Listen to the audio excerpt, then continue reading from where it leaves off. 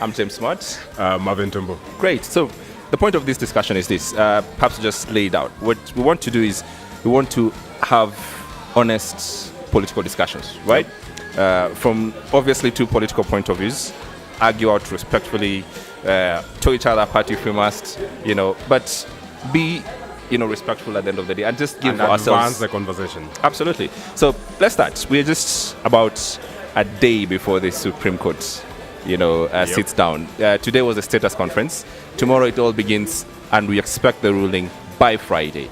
My sense of things, as I was trying to talk about this and think about the show, is I would be happy to have the judges do what is different from the last time. So the last time we saw a 5 minute, sort of even less, ruling. It didn't make a lot of sense to many people, because they, in effect, finished the political contestation then.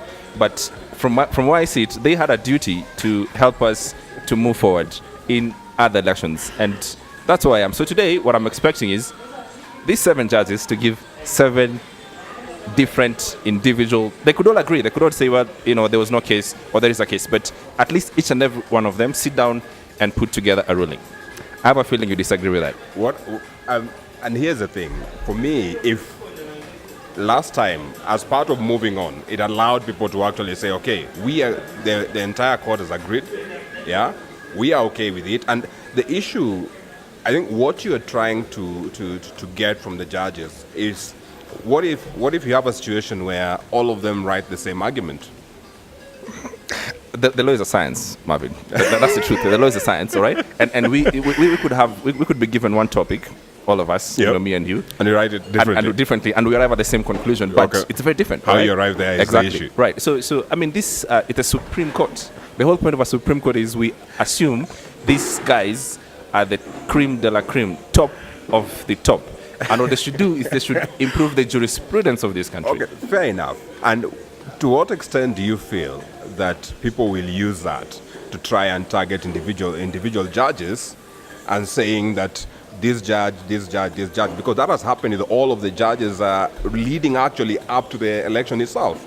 You have Judge Odunga being singled out as being pro-Jubilee. Mm-hmm. You have, actually just her, but also Supreme Court, Njoki Ndung'u.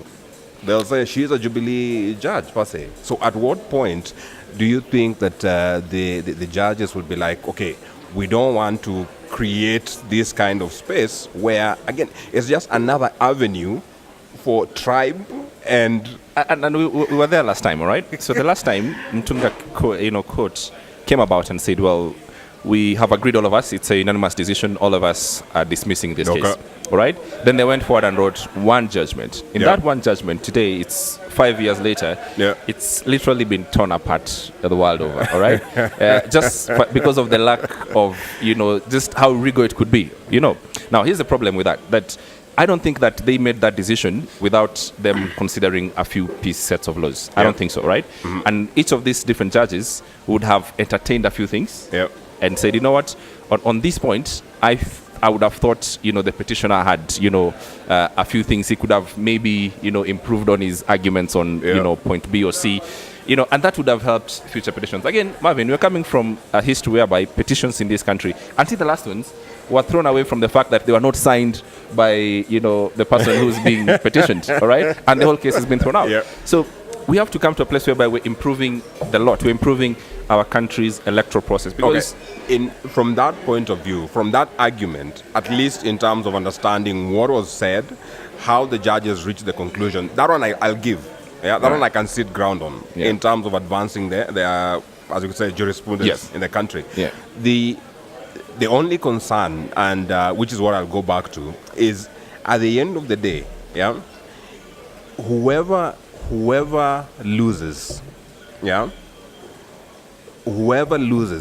regardless of the 7 different arrangements, whoever loses will attack the court, not on the merits of the judgment. Okay. Whether it's by consensus, whether it's individual courts, whoever loses will attack the court, not on the merit of that document, but on every other thing. Right. Yeah. Right. Consider Mutunga. Mutunga came from civil society. Yeah. He was the dawn of of civil society. Right. But immediately following that ruling, what was it called? Right. So I've sat down with him at least on 2 or 3 occasions, and we've tried to discuss what happened in that petition. And the point that I just off my head remember is one, he says that political disagreements should not be brought into the courtrooms. Yep. He would have preferred not to handle the Supreme Court decision. Yep. That's from his own perspective. I respect that and I check that. But then again, we created a Supreme Court and we created a new set of laws for a certain reason that we thought and we believed as a people and as a country that, hang on, we could go to elections and there could be someone who would be clever than us. There would be someone who would try and play games. So instead of us, clobbering each other because of, a dispute in politics, Yep. let's go to the courts because we are a country of laws, Yes. right? So we entrust the courts, okay? For us to say, you know what, there's a set of laws and if you step away from it, it is wrong. You Yeah. cannot do that. Now, then we have this conflict now, which brings us to the present conflict. Again, we find ourselves where we were pre-2013, where we've gone to a process and someone is saying, hang on, don't agree with the decisions that were made by the IEBC, either leading to or in the process of counting these results.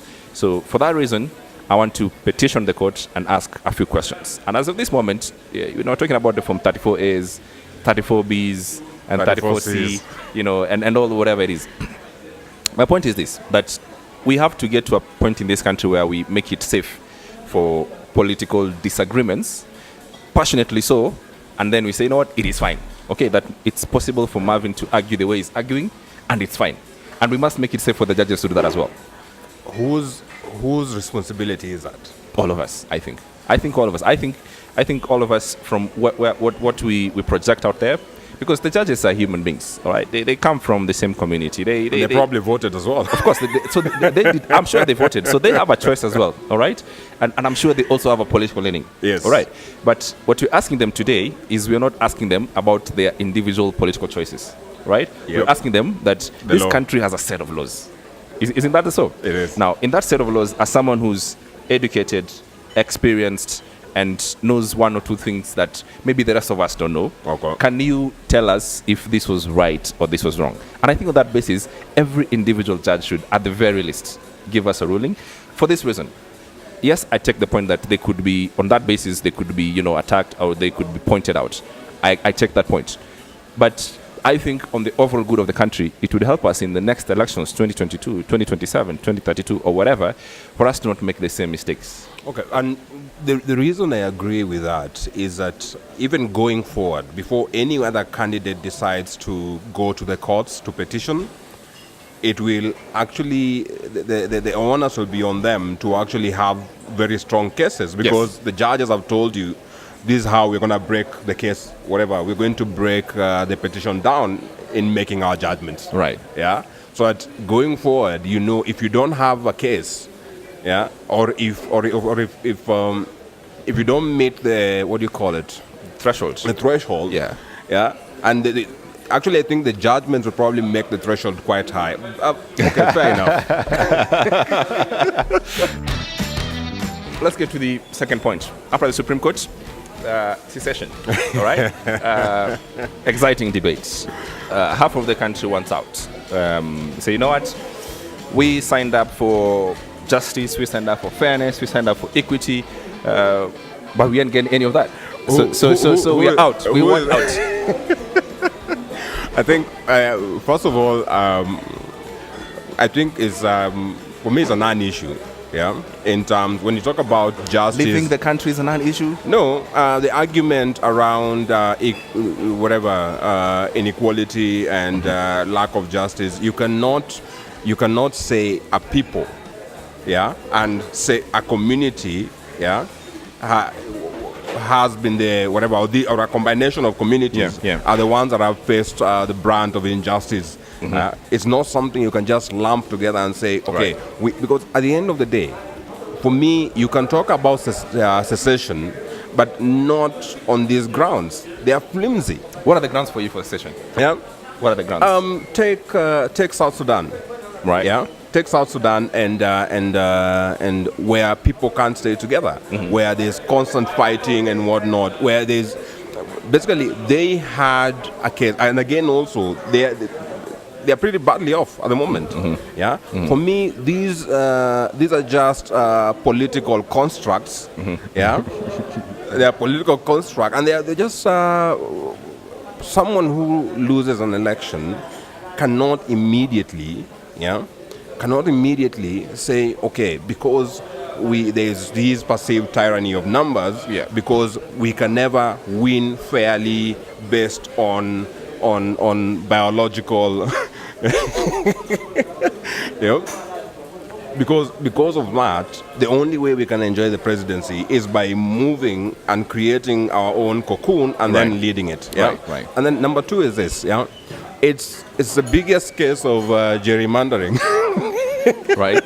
Where create your own borders. Where you create your own border around your own community and say, okay, we're going to lead this seriously. Right. Yeah. Okay, so I see it a bit differently. Yeah. I think that people in any country sign up to something. Yep. All right. They sign up to, paying their taxes so that they can get something out of it. Right. So I say something for the country, and the country does something for me. Okay. Right. That is one. Then secondly, I think that for a country to be together, what makes people come together is this social contract. Yep. That says every so often, and for us it's every 5 years, I would decide as a citizen, as a voter, on the direction my country takes. Okay. Right? I think that is something that is fundamental to countryism and individualism in that country. No argument there. I think so.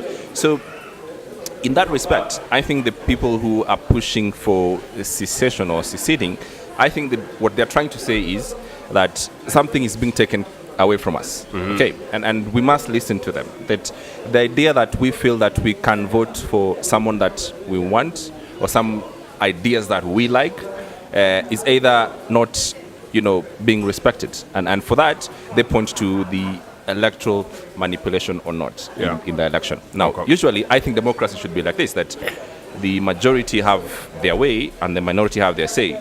So in this sense, if you belong in a country that is safe to disagree, and a country that it's, every, the game and everything is fair and square, so that if you win, you win. And then I say, you won because, you organized better, you had maybe better resources, and your arguments reached, the ground better than I did. Then I can take the discussions but I still feel that your leadership is wrong, but then I respect it. Just on that ground. But I think the biggest question for us is this: that from 2007, when we went to that election that ended up disastrously, we weren't about to make a new constitution, the 2020 constitution. Now that constitution, in many respects, it was a good constitution because it solved a lot of problems that we had before in the other constitution that we couldn't even articulate, right? But now we have new problems that we can't articulate. So where we are, and what do we do from where we are? I think they can be articulated. Yeah, I think they can be articulated. And my biggest concern is that you cannot, if you're talking about winning elections, there has to be political competence. Yeah. If you are incompetent in terms of pushing your agenda, because at the end of the day, are you saying? But Marvin, hang on. I want to make your point. But 6 million people voted for the other side, so it cannot be political incompetence. No, it is incompetence. You know why? Yeah, you know why? At the end of the day, and these informed by data, every country in the world is tribal. Yeah, identity politics is a big thing. It's true. It's a big thing. Yeah. And at the end of you look at the U.S., you have Hispanic voters, you have the Puerto Ricans, you have the black women, you have blacks. Yeah, you have, so every segment is looked at uniquely. Right. Yeah. Same applies here. Every tribe is looked at uniquely. Yeah. And you say, okay, what am I going to do for this particular tribe? How am I going to appease them? It's a numbers game. Yeah. It's a numbers game. And if you don't plan those numbers well, if you don't appease them well enough, at the end of the day, you can't turn around and say we are the ones being maligned or the injustices are marginalized. Yeah. It's for me, the talk of secession, as I said, is a political construct because of political incompetence. So let me get this straight, because this is getting exciting. So there's, if you look at that map, I mean, it's the People's Republic of Kenya, and then there is the Central Republic of Kenya. If you're talking about political incompetence, this tribes on the People's Republic of Kenya. If we are to assume that was true, and if we were to go with the numbers without challenging them, right? Yep. The numbers in the last election. Yep. We'd say that the People's Republic of Kenya brings in more community than the Central Republic of Kenya. They do. It's just the fact that they are far in between. They are, Costarians, they are, 1.3 million or something, Yep. I think. So if you to bring Costarians and bring just, Kalenjins with 2.9 or 3 million, they're almost twice the number of it. Yeah. So, I guess the thing is this, that the question of one man, one vote is a big thing, but you have to get to a point whereby we respect those who win, and also those who disagree with the win must have their say. And I think that's what they're having their say in this secession talk. And I agree, as a political construct, they're having their say by saying we are dissatisfied and we are unhappy with how things are going on. And I don't see a problem with it. Yeah, okay. For me, the only issue is, when you combine talk of secession, and talk of bullets, that's a problem. It's a ballot to the bullets. Yes. So secession and bullets, that's the recipe for South Sudan. Let me ask Marvin, can we, get to a point where we can disagree and say, you know what, it's even if it's that secession, we can have that discussion and have it peacefully without anyone losing their life. Can we have that discussion? Of course. That's what we're having at the moment. Yes. Run me through the numbers. Run you through the numbers. First of all, when you look at, again, tribal arithmetic. Right. Yeah. Kikuyu, Kalenjin. Right. Yeah. Kikuyu, Kalenjin, big tribal blocks. It's about 5 million. Yes. Right. So, talk about also northeastern Somali with Yes. Duale. Yes. Did quite a number in terms of bringing that community on I think board. about 600, 700,000. Yes. Right. Now, go to the coast. The coast has always been an opposition area. Yeah. So I think that from the Jubilee side, the only thing they needed to do was add more numbers to what they had the last time. Right. And how do you do that? Right. You make sure you don't lose. Yeah. You don't lose the votes you had, so Okay. it means you protect your votes. Yep. And then what kind of inroads do you make, in any other area? Which meant in coast, Right. well, you will see the president was there giving out title deeds for Yeah. the longest time. Yeah. He spent more time in coast than in central. Yeah. He was there giving out title deeds. He was there launching dams. He was there building roads. Yeah. Look at what he did also in Nyamira. Look at what he did in Kisii. You had so many candidates running and winning in these, what do you call them? The counties? In counties that are known as opposition areas. Right, right. You had, I don't know The how... swing votes. The swing counties, yes. right. You had, even Kisii was not a swing county. Even Nyamira was not a swing county. Yeah? They were opposition strongholds. Yeah? So you had these runs being made by the deputy president Right. in Kisii, in Nyamira, Yeah. in Western, Yeah. where you had quite a number of MPs actually defecting, close Yeah. to 14. Yeah. In Ukambani also. So the main issue was, I'll get all the votes from my strongholds. Yeah, I will steal votes from your strongholds. Yeah. Yep. And I'll make sure I just edge you out in the swing areas. Yeah. And then there's the next big issue, Right. voter turnout. Yeah. However you look at it, and you go and see political history, Rift Valley, Central always have higher voter turnouts. The mobilization there has always been key. Yeah. Yeah. Yeah. Opposition areas, when you count them now, cost 59% voter turnout. These last elections. Right. Yeah. So with the entire voting block that they have, yeah, you have 59% voter turnout. Surely you don't win by that. Yeah, you can't win. Okay.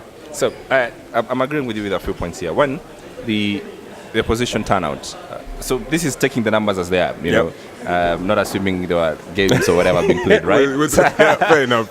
So assuming the numbers as they were, I think for the opposition to have a better showing, they needed maybe 85% in Western. Yes. Nyanza, Yes. 85%, maybe Coast, 85%. And then the biggest elephant in the room should be Eastern Province or the Kamba vote, Yes. right? It needed to be, Absolute. 90 whatever percent, right? And that just didn't turn out. It didn't turn out. All right? So I'm agreeing in terms of the turnout. But then I would give it sort of like a historical perspectives. This country has only had two, communities being at the top. Okay. So they are the ones who actually know what power is, Yeah. right? If you're going to go to the Kui community, you don't have to convince them what power actually looks like. True or false? Fair enough. Right? Same with the Kalenjin community. Every villager knows what it means to be number one or to be number two. All right. So the opposition stronghold was struggling to go and tell lawyers, okay, you know what? You're part of this government. And they're like, whatever that means. You know what I mean? And Coast as well. So, and these regions who are sympathetic to the opposition, yes. I don't think we need to belabor that point. But the fact that I think we come to a historical, background whereby these communities have never been, in the top seat. So even the community elites or even just the villagers do not know what it means for you to have that power. It really played out. It really plays, against, I think, the opposition in terms of mobilization. Do they have a Twitter handle? Because that's what, proves you exist nowadays. Yes. Do you have a Twitter handle? Can we at you? Exactly. If we can't, then you just don't exist. You don't exist. Yeah. And which is actually part of the problem for me, even in these elections and what the opposition did. What they did wrong was trying to talk about historical issues. Yeah. In terms of targeting young people, you have an opposition that was saying, remember the Wagala massacre. Remember we are the second liberation and whatnot. Yes. The people you're talking about second liberation to, were born after the second. 1990 plus. Yes. This year, someone who's 18-year-old eligible to vote was born in 1999. Right. How do you reach that person? They can't even remember Moi in They office. don't know Moi. Yes. Right. You don't say these are Kanu, old guard, to someone who, It doesn't mean anything. by the time Kanu was done for in 2002, they were 3 years old. Yeah. So finally, 1 minute or less. What was wrong in this last election that we just had for you? What was that thing that just was wrong that you say, you know what, from this perspective, I think this country took a step back or two step back? The rhetoric. The rhetoric was awful. It was. I think the politicians made it seem like everything was at stake. Yeah. Was it not? For them, yes. For them, yeah. For them it was, but it's not for everybody. It cannot be a situation where no side can lose. Yeah. One side must lose, always. Yeah? That's why we go to electoral politics. Precisely. And if now you have these speak, around we can't lose, the only guys who are going to lose afterwards is who? Yeah? All right. So for me, the rhetoric was really, really bad because it created an impression. And for me, it was fostering the talk around even the secession itself. Because this is just, I think it's a natural progression of the kind of rhetoric that led to the elections itself. Right. Okay. You? For me, I think we normalized hate in this election. I think we made it almost fine for us to make fun of other communities and what they do and what they do not do. And I think that for me is the lowest denominator in electoral politics. That we can still argue, we can convince ourselves to, with other communities and come together, not at the expense of the others, and make them look like almost half human. I think for us to gain the dignity and decency, for some communities that, that's last election that were made fun of and almost degraded, I think it will take us a bit longer for us to just have a lot of respect each other, because identity politics doesn't have to mean that we have to, remove your decency as a human. And I think we did a lot of that. Having said that, we've had a fantastic discussion. It's been brilliant. First one. I think we should do it over again. Yeah. Next time we're discussing Jeremy Corbyn, we must bring Bernie Sanders into it. Of course. And we must discuss the South African president at some point. Yeah. Wonderful.